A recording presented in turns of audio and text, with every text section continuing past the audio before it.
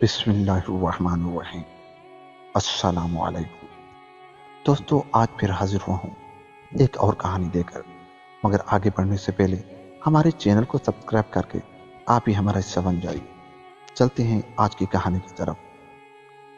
बयान किया जाता है कि एक बादशाह शिकार के लिए निकला हुआ था।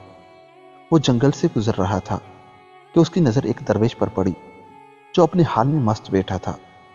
बादशाह उस दरवेश के करीब से गुजरा, लेकिन उसने आंख उठाकर भी उसकी तरफ न देखा और ये बात बादशाह को बहुत नागवार गुजरी। उसने अपने वजीर से कहा कि ये भिख मंगे भी बिल्कुल जानवरों की तरह होते हैं कि उन्हें मामूली अदब व आदाब का भी ख्याल नहीं होता। बादशाह की नागवारी का अंदाजा करके वजीर उस दरवेश के पास गया और उससे कहा कि बाबा जी, मुल्क का बादशाह आपके करीब से गुजरा और आपने इतना भी नहीं किया कि अपनी अकीदत और नियतमंदी ज़ाहिर करने के लिए खड़े हो जाते और अदब से सलाम करते। दरवेश ने बेपरवाही से जवाब दिया, बाबा, अपने बादशाह से कहो कि अदब व आदाब का ख्याल रखने की उम्मीद उन लोगों से करे जिन्हें उससे इनाम हासिल करने का लालच हो। इसके अलावा उसे ये बात भी अच्छी तरह समझा दो कि हम जैसे दरवेशों का काम बादशाह का ख्याल रखना नहीं, बल्कि बादशाह का ये फ़र्ज़ है कि वो हमारी हिफाजत करे। तूने सुना नहीं, भेड़ें गडरिये की हिफाजत नहीं करती, बल्कि गडरिया भेड़ों की हिफाजत करता है। याद रखें, बादशाही भी हमेशा रहने वाली चीज़ नहीं। मौत के बाद बादशाह और फ़कीर बराबर हो जाते हैं। अगर तू कब्र खोल कर देखे तो ये बात मालूम न कर सकेगा कि ये शख्स जिसकी खोपड़ी को मिट्टी ने खा लिया है, जिंदगी में किस मर्तबे और शान का मालिक था।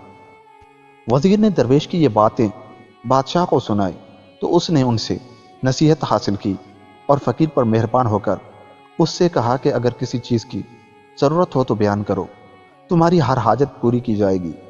फ़कीर ने बेनियाजी से कहा, बस एक ख्वाहिश है और वो ये कि मेरे पास आने की तकलीफ़ फिर कभी ना उठाना। बादशाह ने कहा, अच्छा, मुझे कोई नसीहत फरमाइए।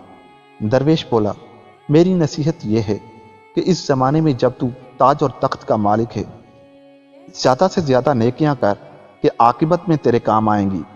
ये ताज और तख्त हमेशा तेरे पास ही ना रहेगा। जिस तरह तुझसे पहले बादशाह के बाद तुझे मिला, इसी तरह तेरे बाद किसी और को मिल जाएगा। सबक। हज़रत सादी रहमतुल्लाह अलैह ने इस हिकायत में ये बात बताई है कि अपने दिल को हिर्स और लालच से पाक कर लेने के बाद ही इंसान को सच्ची राहत और इत्मीनान हासिल होता है। ये मर्तबा हासिल हो जाए तो खुदा ऐसी जुरात बख्श देता है कि वो लाओ लश्कर रखने वाले बादशाहों से भी खौफ नहीं खाता। नेज़ ये कि मालदार शख्स के लिए सबसे ज़्यादा नफ़ा का सौदा नेकियां करना है। उखरवी ज़िंदगी में उसके काम उसका यही सरमाया आएगा।